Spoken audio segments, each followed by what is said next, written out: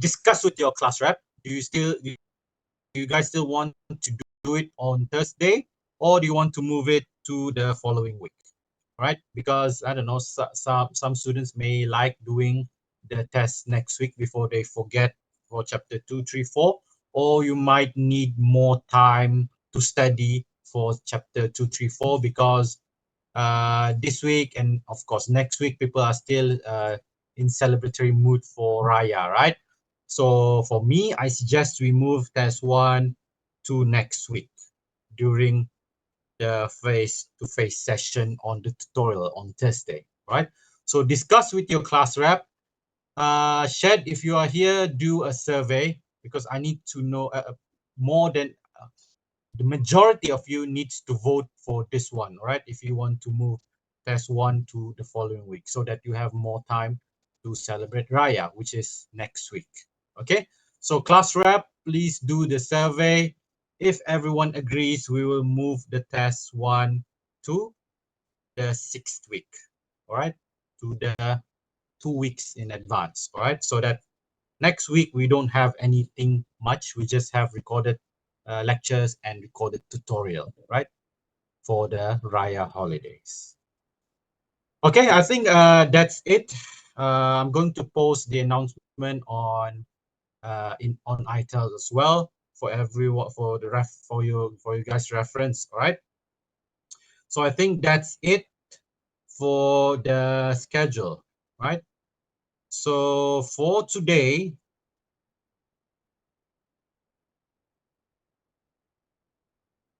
we will be learning about lecture 4, which is the equilibrium of a particle.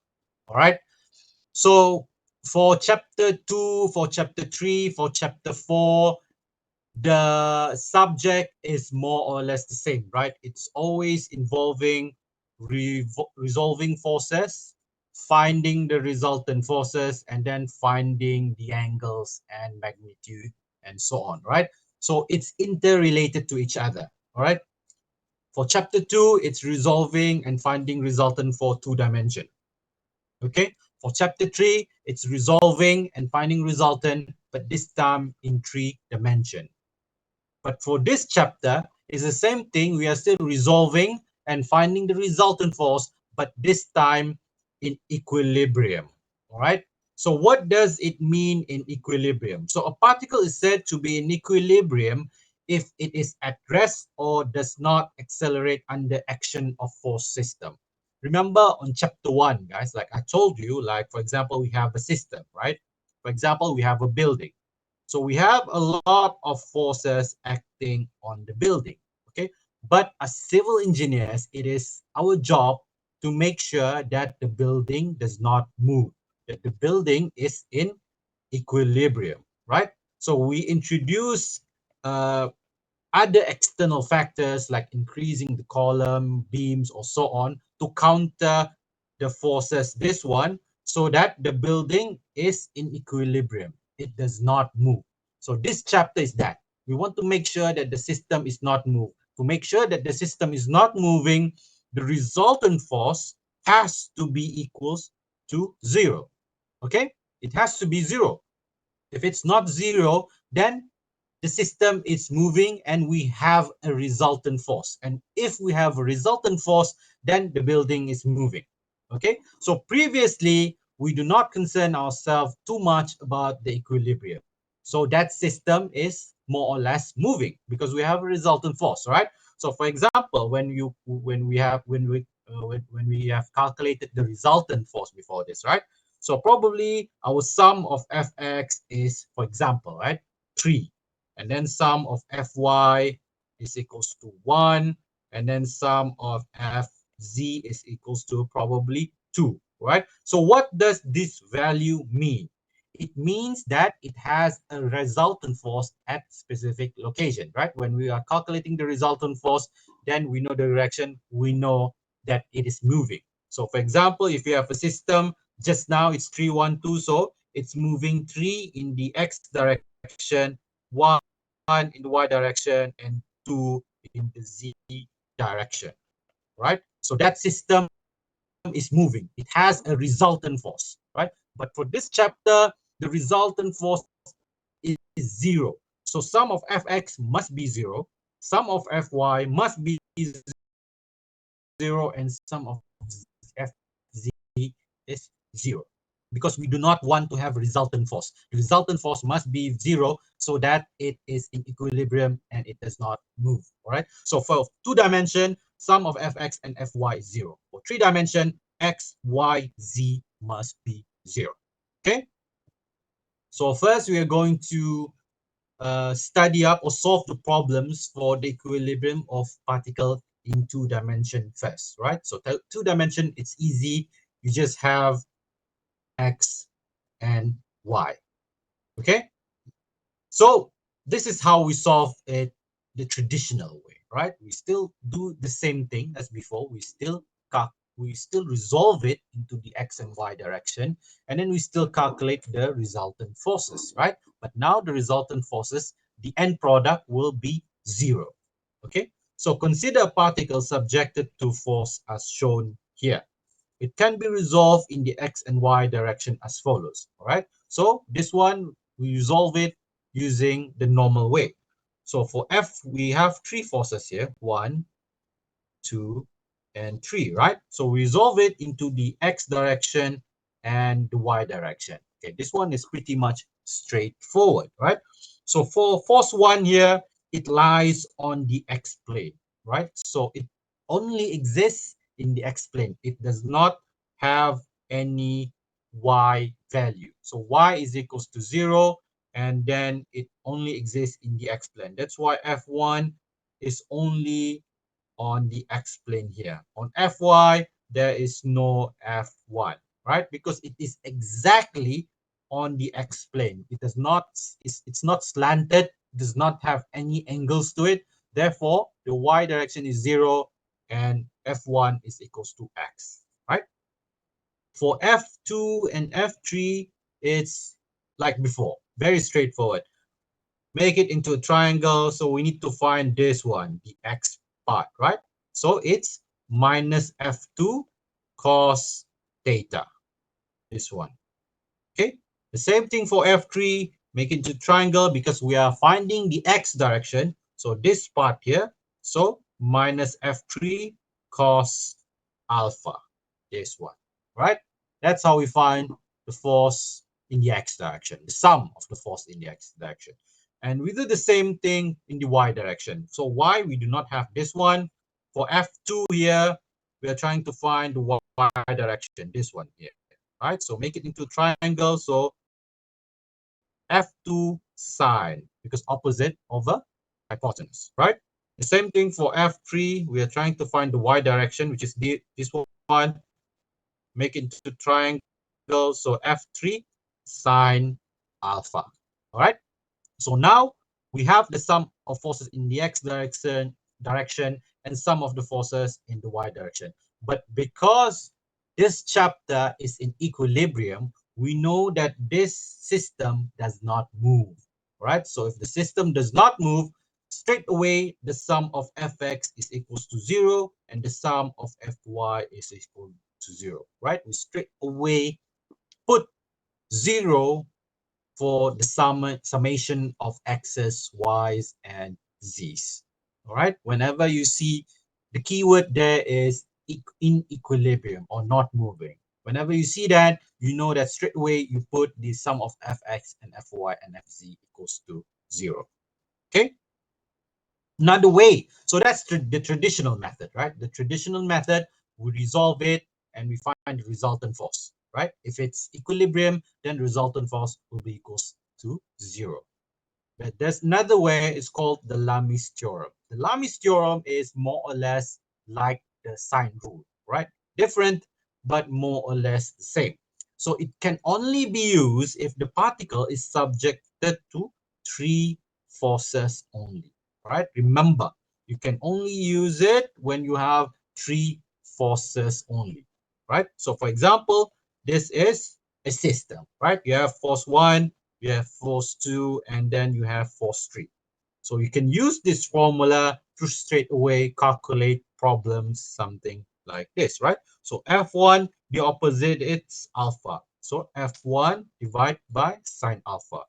For F2 here, its opposite is theta. So F2 divided by sine theta. And F3 here, the opposite is beta. So F3 sine beta, right? More or less like the sine rule, but it's called the Lami's theorem, right? So this one is equivalent to this one, is equivalent to this one. You solve where it's necessary to get values for your unknowns, all right? So you can remove this and just use this to find the unknowns, or you can remove this one and just use that to solve the unknowns wherever it's necessary. So Lami's theorem is kind of like a shortcut, all right? If you do enough practice, you do enough problems for this chapter, right? You can straight away identify which problems that can use Lami's theorem. And when you can identify the system and you use shortcuts like Lami's theorem here, it will make your calculations easier and faster, right? Which will help during your final exam or during tests, right? But in order for you to identify those systems, you have to do a lot of tests, a lot of exercise, all right? That's what I've been telling students doing this course. You have to do a lot of exercise to be able to familiarize yourself with the problems. If not, you are going to get confused. Usually, if students who do not do enough exercise, right, they will always revert back to this traditional method here, right? For chapter 2, chapter 3, for 3D, 2D, and so on, right? You always resolve it and finding the resultant force using the traditional method.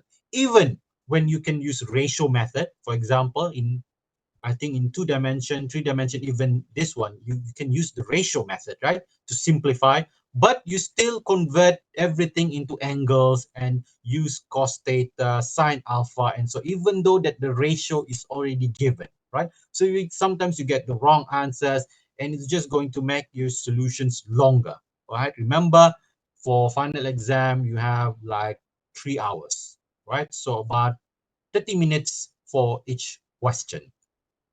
Okay, so when you have formulas like the sine rule, Lami's theorem, ratio method, you just have to identify. Usually, Lami's theorem is you can use it for 3 forces, and you have angles, 3 angles, and you have 3 magnitudes, right? So straight away, you know that you can use this one. Ratio method, usually it's given, right? It's 3, 4, 5. It's given here, for example, like 3, 4, 5, right? So straight away use the ratio method to calculate your magnitudes and length or whatever the question wants, instead of calculating it cos theta, sine alpha, and so on, right? But there's no shortcut for practice. You have to go find reference book and do enough practice for you to be able to see and identify the problems, right? If you just do the tutorials, even by doing tutorials, you straight away look at the video solutions, then it will be very hard for you to solve the problem when when you're exposed to it for the first time, right? So this is okay. What better way to show you the how to do the calculation for equilibrium of a particle than by doing the exercise itself, right? So this is question 1. So 3 cables are connected at point B here and carrying a load with figure mass of 100 kilogram shown in the figure. If the system is in equilibrium, right? So this is your keyword here, equilibrium. So by now you should know that, okay, resultant force X, Y will be equals to 0 because it's not moving. This system here, it doesn't move. It doesn't have resultant force, right? Find the tension in cable BC if the tension in cable AB is 500 Newton. Solve by using the following method. The calculation method, which is normal one, and then Lami's theorem method. Okay, so the first thing that you need to do is draw the free body diagram. Once you draw the free body diagram, it gets easier. Okay, so this is your free body diagram. This is your point of origin. So you have force 1, force 2, and force 3. All right. So we solve it one by one using the calculation method. I think I don't need to stress this one out. I think everyone knows how to do the traditional calculation method by now, right? So sum of fx, so it's easy. So TBC here, we want to find this one, the x part. So make it into triangle. So TBC cos alpha, this one. All right, same thing here. Make it into triangle. We are trying to find the x part only. So 500 cos 30 degree. It's negative because it's going to the negative side of x-axis. All right, so equals to 0. Straight away pull equals to 0 here because this is in equilibrium. Okay, so same thing we do with sum of fy. So this is TBC, right? You find the y-axis, this one part here, make it triangle. So TBC sine alpha. Okay, this one, we want to find this one here. So 500 sine 30 degree. And then we have this one here, which is 981 Newton. This one only exists in y plane, so its x is 0. That's why here we do not have any forces for this one. Okay, so 100 kilogram times 9.81, 981 Newton, right? We have to convert. Remember, always convert it to the unit that is standard for that question, right? So for example, if this is Newton, so this one is in kilo, so you have to change it to Newton, right? To make it standard with everything else, all right? Do not use interchangeable units, right? Do not use this one is 500 Newton and suddenly you're using 100 kilo and straight away putting it into the equation. No, it is not standard. You have to make everything, the unit standard first, then you solve the calculation, right? Your formula, right? So now you have two equations, sum of fx and sum of fy equals to 0. But can you solve it? You cannot solve it, right? Because there's two unknowns. You have TBC here that we do not know what the value is. And then we have alpha here that we do not know the value is, right? So now you have to use your mathematical ingenuity, right? We can remove this one if we divide the sum of fx and the sum of fy together, right? It's not wrong. It still follows the mathematical rule, right? So once we divide as the sum of fx divide or sum of fy, we can remove the TBC, right? And cos divided by sin will become tan, right?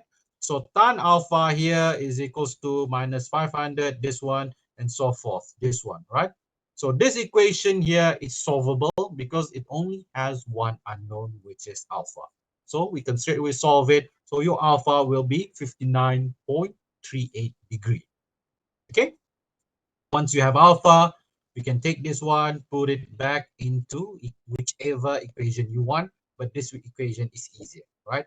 So put it back into the equation, and finally you solve it, and finally you will have TBC is equals to 850.14 Newton.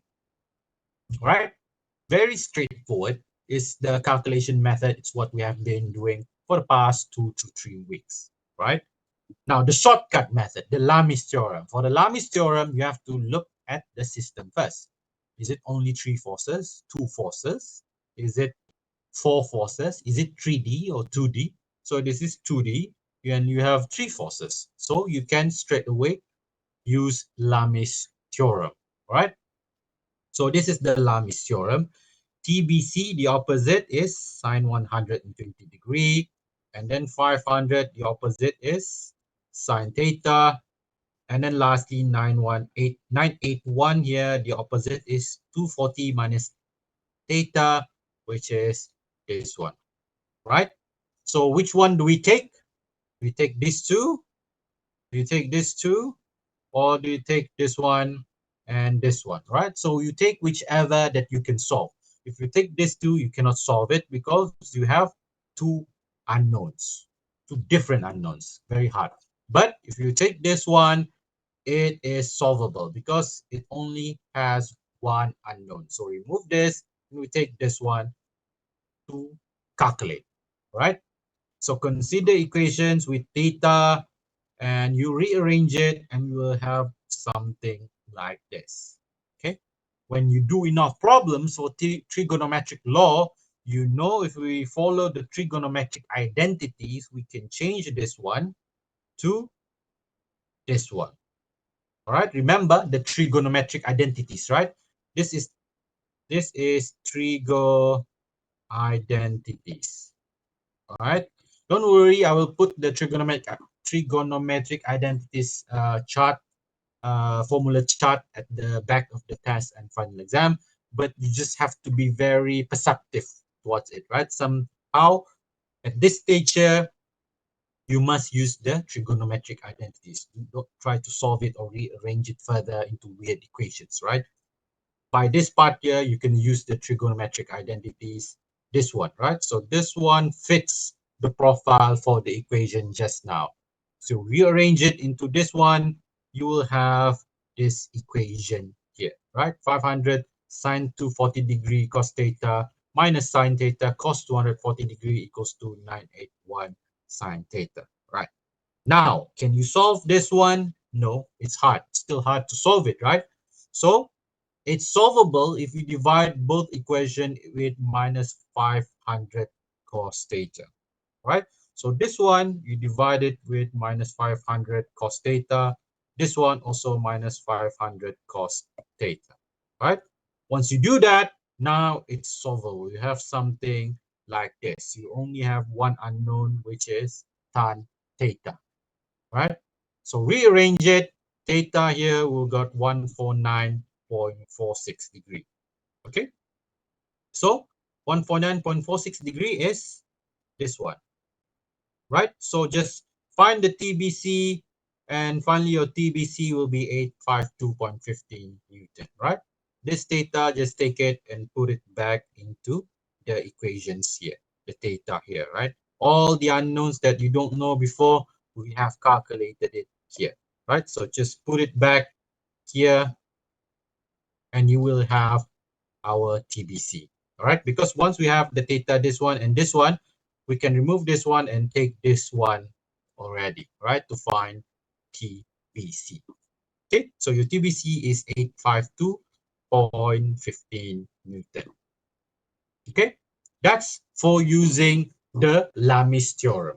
Okay, for the trigonometric part, it's not always used, it's not exclusive to the Lami's theorem, right? Sometimes during the normal calculation method, you have to use the trigonometric identities and so on as well, right? But this all depends on the question, depends on the equations that you will be writing once you synthesize the information from the question, right? So it's not exclusive to the Lami's theorem. Usually the Lami's theorem will shortcut the solutions that you are doing, but just because the nature of this question that we have to use the trigonometric identities and so on, right? But you have to know the rule when using Lami's theorem, which is it only should be in three forces only and usually in 2 dimensions only. Okay, so we go to another question, which is question 2. So two cables are pulled by force P 120 kilonewton as shown in the figure.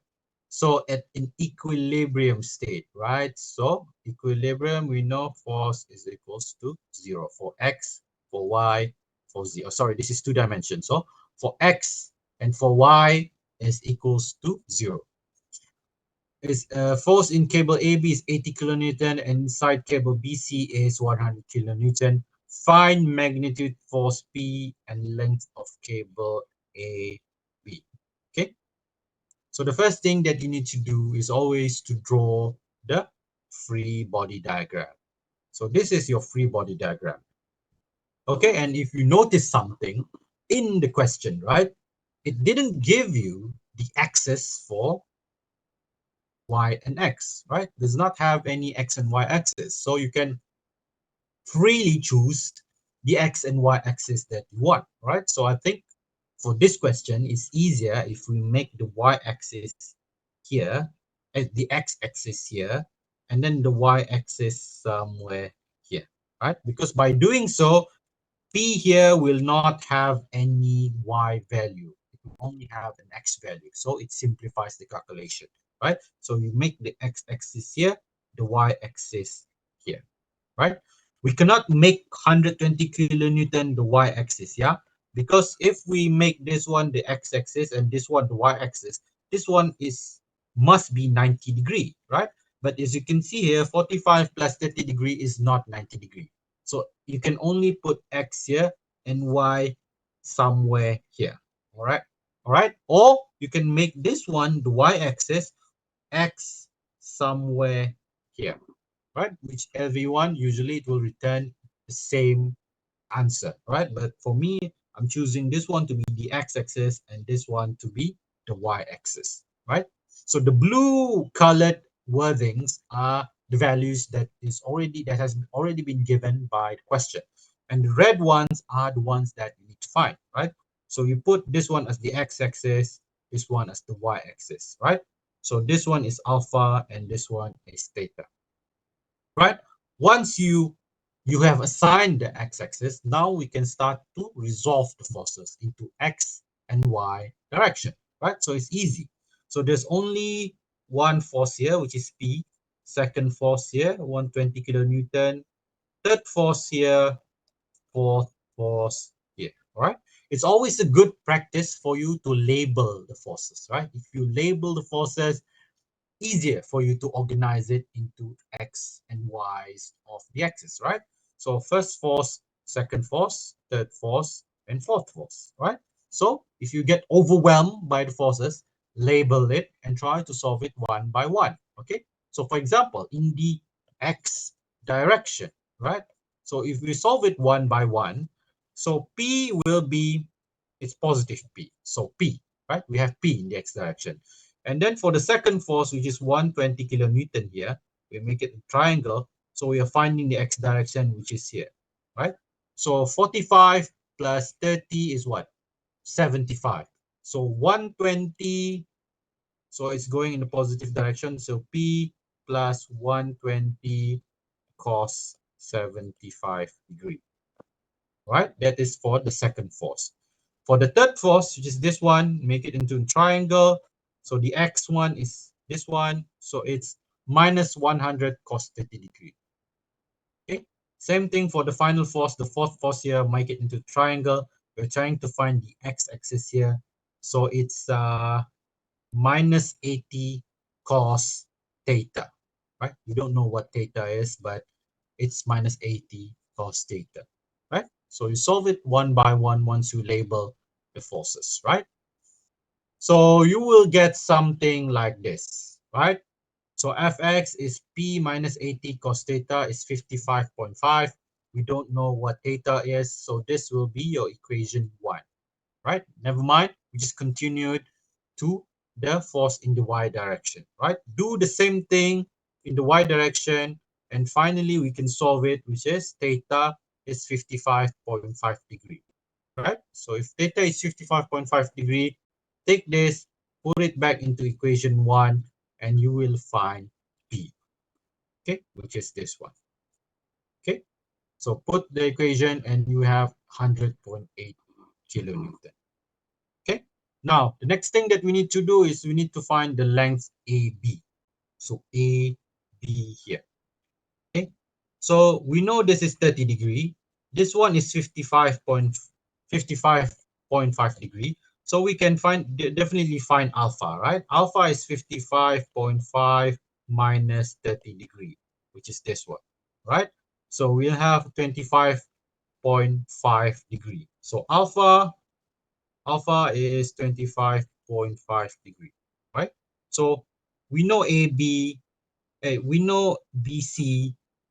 BC here is already given in the question, which is 5 meter. We know alpha, which is 25.5 degree. So we can calculate AB straight away, right? So AB is equals to 5.54 meter.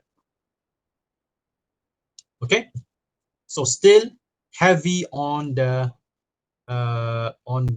math side and on the trigonometric side, right? On the engineering part is just the resultant force x and y is equals to 0, right? But you still have to solve the maths behind it. Okay, so I think this is the last question for 2-dimension. All right, so two loads P and Q are suspended at a rope shown in the figure. When the system is in equilibrium, so x and y is equals to 0, it was found that the rope in 1 is 1,500 Newton and force through rope 2 is 500 Newton. Calculate the tension rope 3 and 4 at an angle theta and alpha given gravity is 9.8 meter per second square, right? So this is your figure. Okay, so how do we do this? We first need to draw the free body diagram, and then we need to solve it one by one, right? So divide this into two sets of problem. First problem, and then this one is your second problem. Solve this one first, and then solve the second one. Okay, so make two separate free body diagrams. It's easier. So this is your first problem, and then this is your second problem. Okay, so solve this one first and draw the free body diagram. See, this one, as compared to when you draw your free body diagram, this one looks easier to solve, right? Because we are more familiar with it as compared to this one with its circular shape, rectangular shape, and different colors and so on. So in the test and the final exam, it will be something like that. You will have cars, helicopters, and so on, buildings, right? Can make your visualization a bit difficult to see, right? So how to make it easier to analyze and to identify the problem is by drawing simple free body diagrams like this, right? So divide it into two. So this is your first problem, and this is your second problem, right? Now it's solvable, right? Using the normal calculation method ways. So just find sum of fx and sum of fy, right? So make into little triangles here, and then find either in the x direction or find the y direction here. Okay, so we have this one and this one. Okay, but can you solve this two equation here? You cannot solve it, right? Because there's two unknowns here. There's t and theta, same thing, t3 and theta here, right? So what you can do to remove the unknowns is by dividing A with equation B. If you divide it, you will remove this one, and cos and sin will become tan theta, right? So you will have your theta, which is 14.57 degree.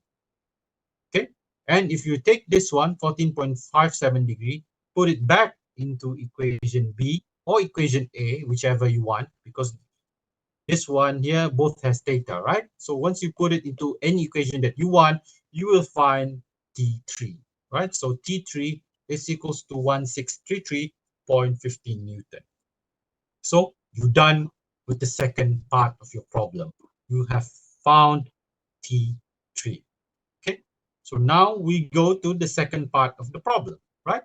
So this is previously your T3, but you've already found it, right? So in the second problem, this one is known, which is 1633.15, which is previously your T3, right?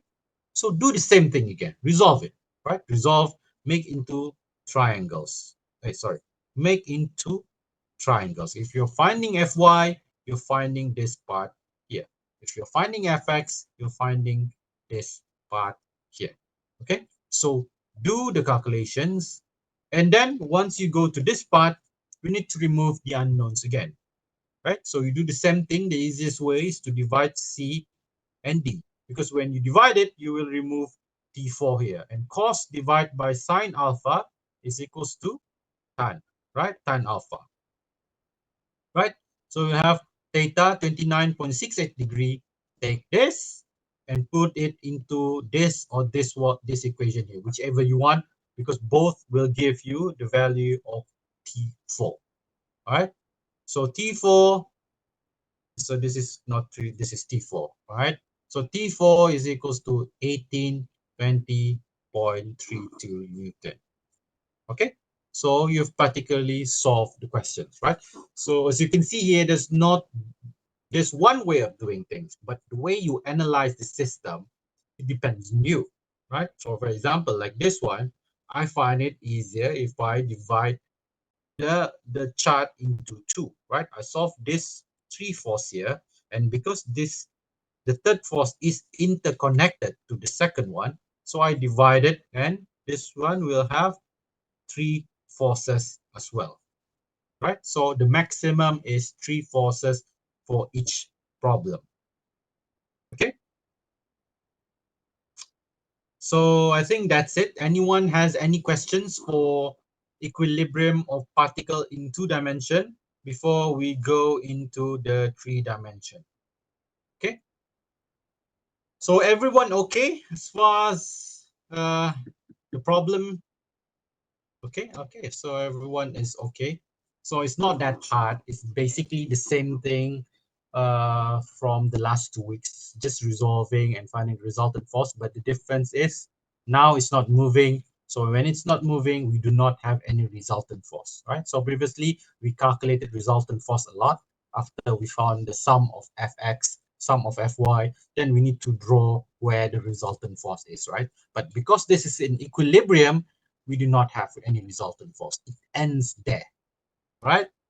And usually it involves just finding the magnitude or finding the angle, right? Because it's equals to 0.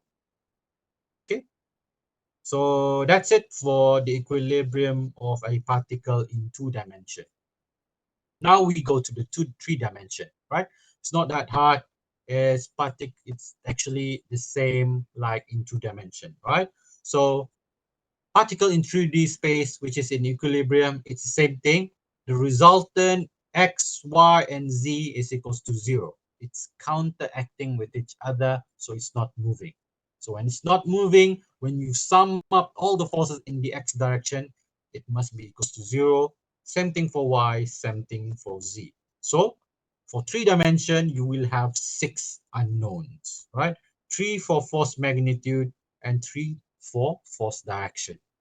Okay, so this is a question, right, of solving the 3-dimensional part. Okay, so a mass of 100 kilogram here. Remember, this is in kilograms, so you need to change it into Newton. All right, suspended by 2 cables AB and AC, and then pulled by force P here in the x direction until it reaches equilibrium.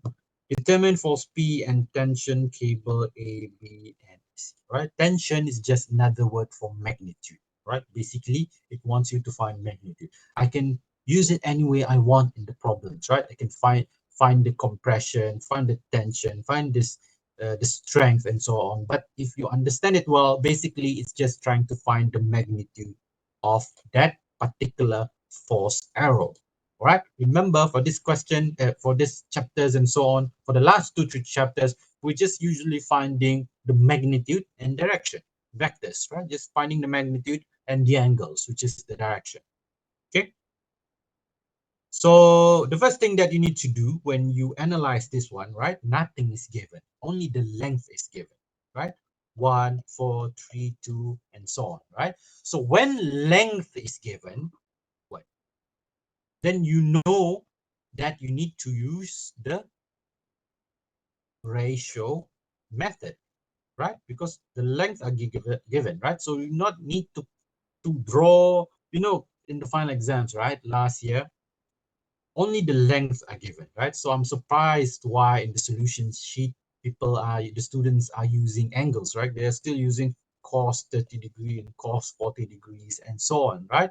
I think it's because they didn't do enough exercises, right? Because in the question, only length are given. So I'm not sure how they found the angles, like 30 degrees, 45 degrees, sine 70, because they are so used to that way of calculating, right? So what they did is they make little triangles here, and then they calculate the angles again, right? For example, this is 1, 4. So they use cos 1, 4 to calculate theta. So theta is equals to 30 degrees and so on, right? So it's time consuming and it's basically wrong. They still got the wrong answer, right? So they actually calculate, they make this into little triangles and calculate angle, this one, this one, this one. And the same thing for this AC, AC, something like that. They make angles, right? So they actually calculated the angles for each and every one of the right angle triangle, right? That is too time consuming and eventually will get it wrong. You just have to deal with the values that you have at hand, right? So 1, 4, 3, 2, length are given, so you can use the ratio method, okay? So the first thing that you need to do, you need to find the magnitude of AB, right? So AB here, how to find the magnitude? You just use Pythagoras theorem, right? You can find the coordinates already. -4 to 1, and for C, it's -4, -3, 1, right? So how do you get this one, the coordinates? For example, it's got B coordinate here, right? So the length are given. So A is here. This is the origin. So the coordinate for B is what? It's going to the left, so it's -4. And it's going downward, so it's -2. And going upward is 1, +1, right? So you get your coordinates this one. So this one is -2, okay? So C, this one is C. So from the origin, A here, so it's going to the left, so it's -4, okay? +3 and +1, right? So this is positive. I made a mistake, right? So that's how you get your coordinates. Once you get the coordinates, it's easy to find the magnitude. It's just using Pythagoras theorem. So AB, the magnitude is square root 21. AC, the magnitude is square root of 26 meter, right? So if you analyze it back, right, you have actually 1, 2, 3, 4. Okay, we have 4 forces, right? But 1 and 2 is very easy to solve. The problem here is 3 and 4. All right, why? Because P here is exactly on the x direction. So it's y and z is equals to 0, right? There's no y, there's no z, because P is exactly on the x direction. The same thing for this one here. The second force, the 100 kilogram times 9.81 to make it into Newton, right? So this force here is exactly on the z direction, right? Because it is exactly on the z direction, x and y is equals to 0. There's nothing on the x direction and there's nothing on the y direction, right? So P is exclusively in the x direction, and this part here is exclusively on the z direction. It's only force 3 and 4 that exists in the x and y and on the z direction.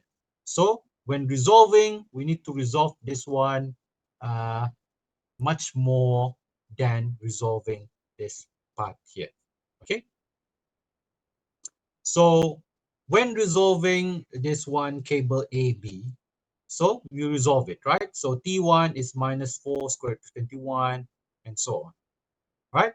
So this is the ratio method, if you still remember, right? You know, it's the same thing as using, it's the same thing as 300 cos theta and so on, right? But this one is the ratio method, using the ratio method. Square root of 31 is the magnitude of AB that you have just calculated, right?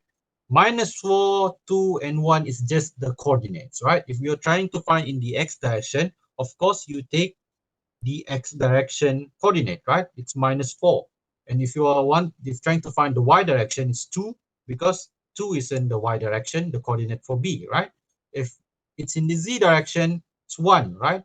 It's 1. So 1 divided by the magnitude, right? Remember, the ratio method is something like this, right? 3, 4, 5.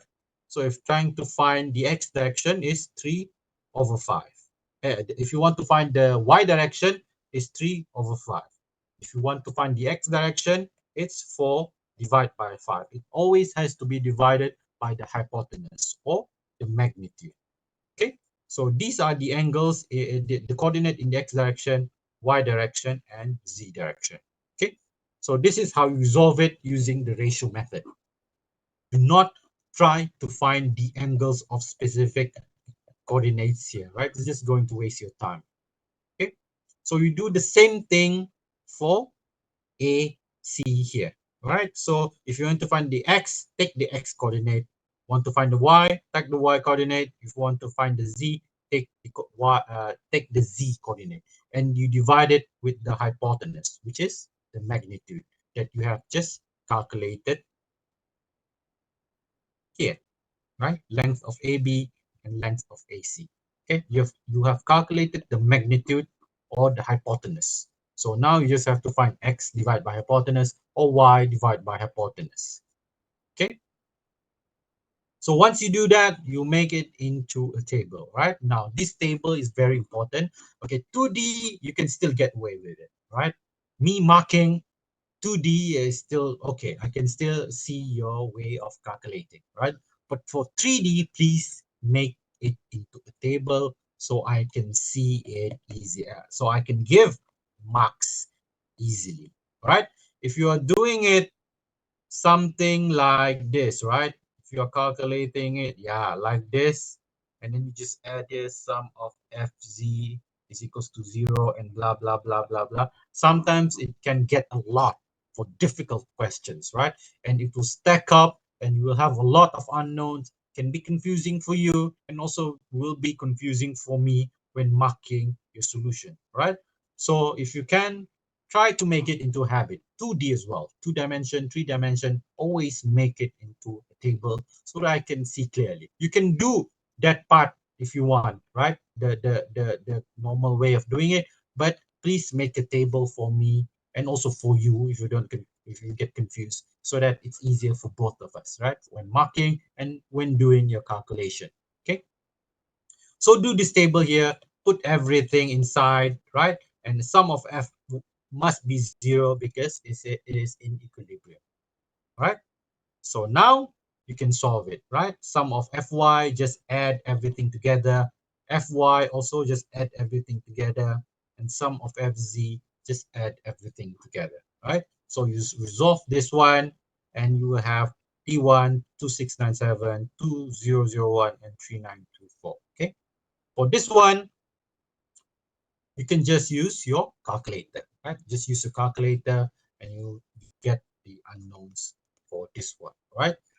Can you can calculate it using your hand, but it's going to you know what? Why do it? You have the calculator to do it for you for this one, right? You can if you want to learn how to do algebra, trigonometry again, but during final exam, I suggest you straight away use your calculator to solve this, right? How? I think you can try to learn by yourself. I think this is just putting inside in your calculator, and finally you will have your three unknowns and so on. Okay, but only at this final stage, right? The other stage, you need to do it by hand and still show me how you calculate the solution. Okay, so this one straight away is calculator to find that one. Okay. So I want you to do question 5 and question 6 at home. All right. So just try to do it. You need to familiarize yourself with the question. Okay. You must do it and you must encounter problem in order for you to grow and move and get good at this thing, right? To get good at this thing, you need to do a lot of exercise. One, also you need to encounter more problems, right? If you do not encounter any problems, if you just solve everything smoothly, then you will not grow, and it will be difficult for you when you are exposed to a different set of problems. All right, you know, when you do not know how to do something, right? You usually devise a proper way on how to answer that particular problem, right? You have this in your head. Okay, first I need to solve this first.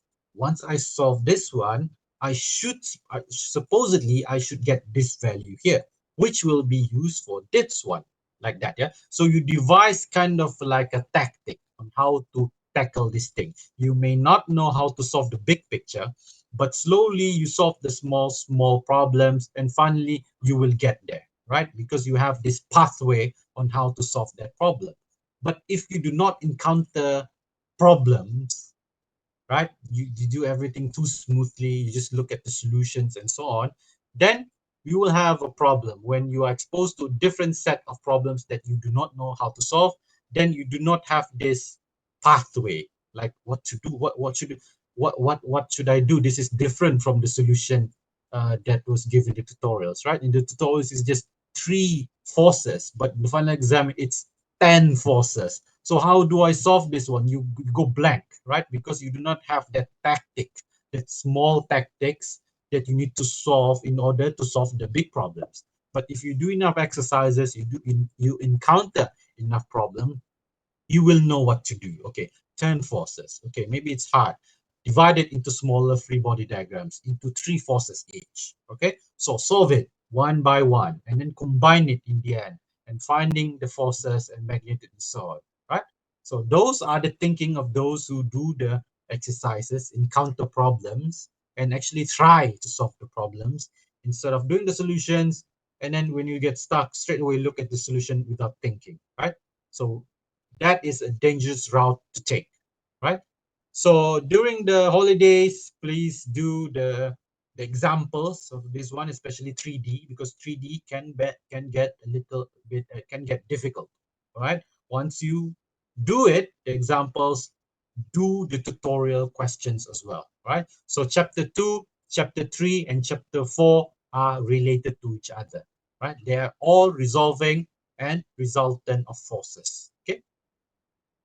So this chapter is the end of the resolving and resultant of forces, right? Next week, we will go into the dynamics part, which is an entirely different chapter already, right? So chapter 2, 3, 4 ends here, which is the resolving and resultant of forces. And I will test your ability your ability and understanding of this chapter in our test 1, which will be next week, but I'm thinking of moving it to the next. All right, but I want the class rep, which is Shed. Are you here, Shed? Shed, the class rep here. Shed, are you here?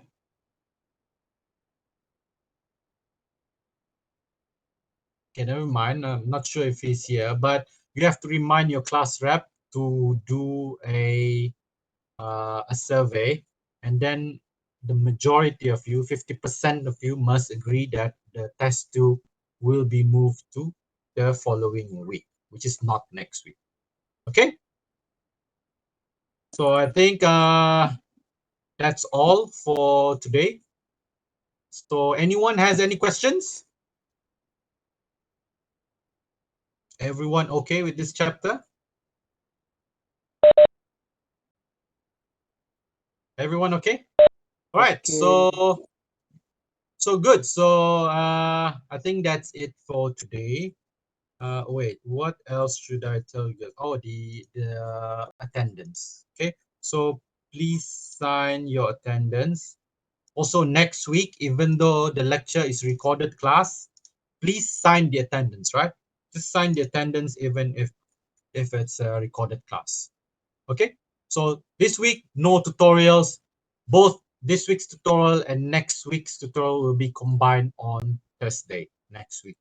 Okay, so I think that's it for today. I wish everyone a happy holidays, Selamat Hari Raya, and I'll see you guys on next week. No, next week. Next week will be recorded lecture. Okay, all right. Thank you.